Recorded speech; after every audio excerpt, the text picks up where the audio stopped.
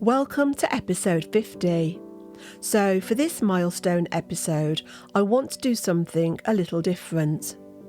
I'm going to talk about something that sits at the very centre of my own personal journey with grief, something I experience almost every single day. Hello and welcome to this episode of A Gift for Grief. You know, when I first recorded episode 1, I had no idea where this journey would take me. I simply had a story in my heart, a grief that was too big to carry alone, and a desire to help others feel less isolated in their pain. Since then, I've had the privilege of speaking to so many incredible people who have shared their stories, their wisdom, their heartbreak, and the hope for their future. So today feels very special.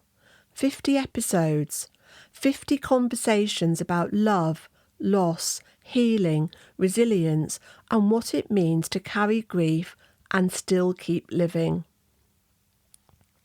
Now, I often notice an inner conflict within myself, a quiet conversation between my human mind and my spiritual mind. At the same time, I'm very aware that not everyone listening to this podcast shares the same spiritual beliefs that I do. Some of you may identify as atheist or agnostic, or simply uncertain about what happens after death, and others may follow a particular religion or faith tradition. But grief exists in every belief system. It's something we all experience in our own way. I've always been interested in spirituality because of my own personal experiences, and I write more about this in my books, but I appreciate it's not everyone's cup of tea. So, even if you don't see life through a spiritual lens, we all search for meaning after loss. And even if you don't believe in life after death, there can still be comfort in recognising that the love we shared with someone continues to shape who we are. The memories, the lessons, the influence they had on our lives, those things don't disappear. They remain woven into us, becoming part of the way we live, think, and care for others. In that sense, the people we lose continue to live on through the love they created and the impact they had on the world around them. So whatever your belief is about grief, death, or the afterlife, every faith and every perspective is welcome here. This is my version of grief, but I'm sure a lot of you will resonate with what I'm going to share. So for me, there are moments when my human mind is in complete despair, moments when the grief feels overwhelming, moments when I miss my son Matthew so intensely that it feels like a physical ache in my body. And then there is another voice, a quieter voice, a calmer voice, the voice of my spiritual mind. And that voice gently reminds me that all is well. But living with both of these voices at the same time can be incredibly confusing. So today I want to share a little bit about what that inner dialogue looks like for me. Because if it looks like that for me, it's possible that it looks like that for you too. It's been over 9 years since my son Matthew died, and I still miss him dreadfully every day. The grief is still there, but my life is growing around it. I'm now at a place where I can see how far I've come, and I've made peace with my grief. It will always be sad that my son Matthew is not physically here, but I know he guides me. I feel him, and that gives me comfort, because I know he still exists on some level. My human mind remembers being with him the day he was diagnosed with cancer. My human mind still remembers the hospital rooms, the medical appointments, the operations, the fear, the uncertainty, the helplessness. It remembers watching someone I loved more than anything slowly disappear over those 2 long years of illness. My human mind remembers the day he died. It remembers the funeral. It remembers standing at the front of the church thinking, this cannot be real. And even now, years later, my human mind still has moments when it chooses to relive these memories. It doesn't want wisdom. It doesn't want philosophy. It doesn't want spiritual explanations. It just wants Matthew here. That is the very honest, very raw experience of being human. Because when we love deeply, we grieve deeply. Grief is the price we pay for love. And my human heart loved that boy with everything I had. But alongside that very human pain, something else has grown within me. Another way of seeing things. Another voice. My spiritual mind. Now, my spiritual mind looks at the exact same situation and sees something very different. Where my human mind sees loss, my spiritual mind sees continuation. Where my human mind sees an ending, my spiritual mind sees a transition. My spiritual mind believes very deeply that Matthew did not simply disappear when his body stopped working. It believes that consciousness continues, that love continues, that the soul continues. And because of the experiences I've had since Matthew died, the signs, the feelings, the moments of connection that are difficult to explain but impossible to ignore, my spiritual mind has become very confident about one thing. Matthew is okay, more than okay. My spiritual mind believes he is free from pain, free from illness, and existing in a place of love and peace. A place our human minds can barely comprehend. And when I connect to that perspective, there is an incredible sense of comfort, a deep calm, a knowing, a sense that somehow everything is unfolding exactly as it should. But here's the interesting part. These two perspectives exist inside me at the same time, and they don't always agree. Sometimes my human mind is shouting, I just bloody miss him. And my spiritual mind gently replies, he is still with you. Love never dies. All is well. It can feel like 2 different worlds living inside the same heart, one rooted in earthly reality, the other rooted in something much bigger. And for a long time, I thought I had to choose between them. I thought that if I was truly spiritual, then I shouldn't feel so sad. I thought that if I believed in the continuation of the soul, then I should somehow rise above the grief. And over time, I've realised something very important. Both of these voices are valid, and both of them belong. Because I am both a human being and a spiritual being. And grief exists within both of these identities. My human mind needs to grieve. It needs to cry. It needs to say Matthew's name. It's still processing the experience.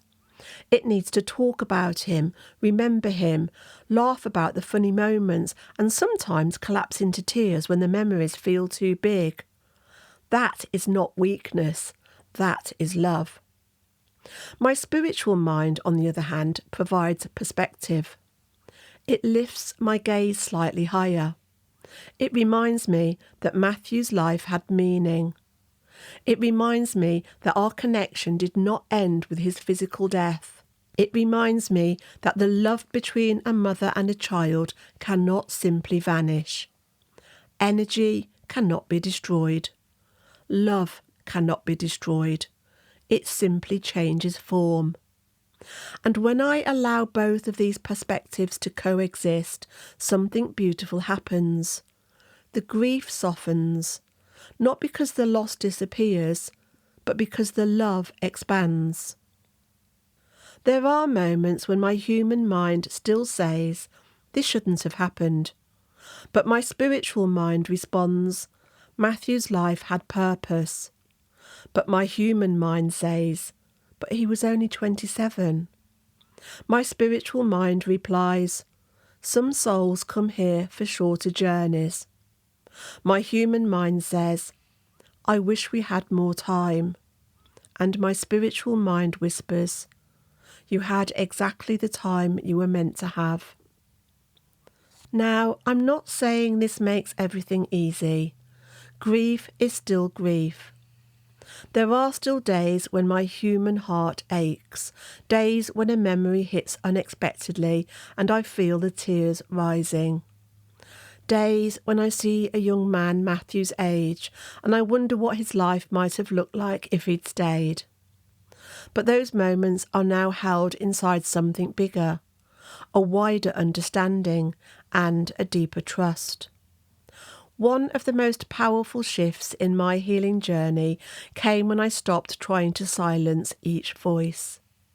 Instead of trying to be strong all the time, I allow my human heart to feel what it needs to feel. If I miss him, I say it. If I want to cry, I cry. If I want to talk to him, I talk to him. And then, when the storm of emotion settles, my spiritual mind gently steps forward and reminds me, love is eternal. Nothing real is ever lost.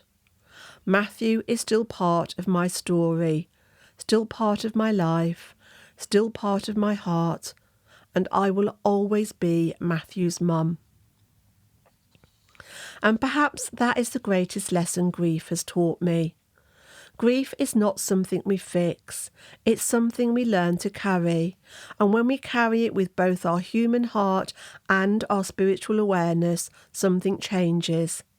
The pain becomes less sharp, the love becomes more visible, the connection between myself and Matthew grows stronger, and slowly, slowly, life begins to expand again. The grief stays the same, but our life grows around it. When I started this podcast, my intention was simple. I wanted to create a space where people could talk honestly about grief, a place we didn't have to pretend we were okay, a place where we could share stories, emotions, and experiences without judgment. 50 episodes later, I'm still learning, still growing, still navigating my own path between the human mind and the spiritual mind. But if there's one thing I know for certain, it is this. Grief connects us. Every person who has been on this podcast has carried a story of love. And behind every story of love, there is loss. But there is also resilience, compassion, growth, and unexpected beauty. So if you're listening today and during the early days of grief, I want you to know this. Your human pain is completely valid. Your tears are valid. Your anger is valid. Your confusion is valid. All your feelings are valid. You don't have to rush your healing. You don't have to be spiritual about it. You don't have to understand it. Just breathe and allow yourself to feel everything. Don't push it down. Don't suppress your grief. Take one day at a time. And trust that somewhere inside you there is also a deeper wisdom waiting patiently to emerge. A wisdom that will eventually help you to make sense of the impossible. As I close this 50th episode, I want to say thank you. Thank you to every guest who has shared their story. Thank you to every listener who has walked alongside me on this journey. Thank you to my friends and family for being there. And most importantly, thank you to my beautiful son, Matthew. Because without Matthew, none of this would exist. He is the reason this podcast was born. He is the reason I wrote my books. and He is the reason I continue to speak openly about grief, healing and love. He is still with me, and He always will be. My human heart will always miss His physical presence, but my spiritual heart knows something else. It's not an inner conflict, it's an inner dialogue, and I allow both to coexist within me. Thank you for listening to this special 50th episode of my podcast, A Gift for Grief. Wherever you are on your journey, please remember this. Whatever belief system you hold about grief, death, and the afterlife, one thing remains constant. Love does not disappear. It doesn't vanish when someone leaves this physical world. Love changes shape, but it stays with us. You carry the people you've lost in quiet ways every day, in the stories you tell, in the lessons they taught you, in the small habits you didn't even realise you learned from. So remember their smile, remember their laughter, remember the moments that made you feel safe, understood and loved. Hold on to the memories that make you smile. Grief is not something to fix or get over. It's something you learn to carry, and over time that weight becomes a little more familiar, a little more gentle. Grief needs to be loved, it needs to be cared for, and it needs to be felt. Grief is like my old friend, and we now come as a pair. I continue to nurture and love it, and I've learned to make peace with it. I believe that when we make peace with our grief, it sends our loved ones peace too. If you're hurting today, be patient with yourself. There's no right timeline, no correct way to grieve. Just take the next breath, the next moment, the next day. And as long as you remember them in your heart, in your stories, in the love you continue to give, a part of them is still here with you. And maybe that's the quiet truth about grief. The people we lose never really leave us. They live on in the love we carry forward.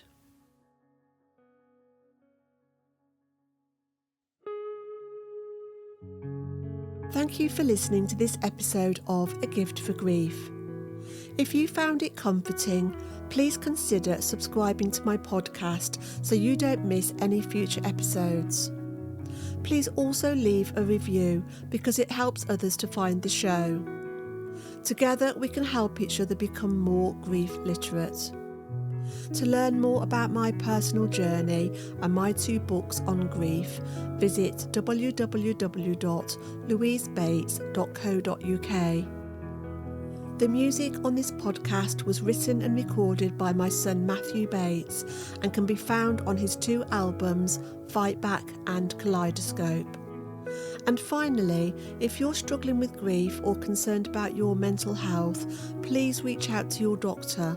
You don't have to go through this alone. Until next time, be gentle with yourself and thank you for listening.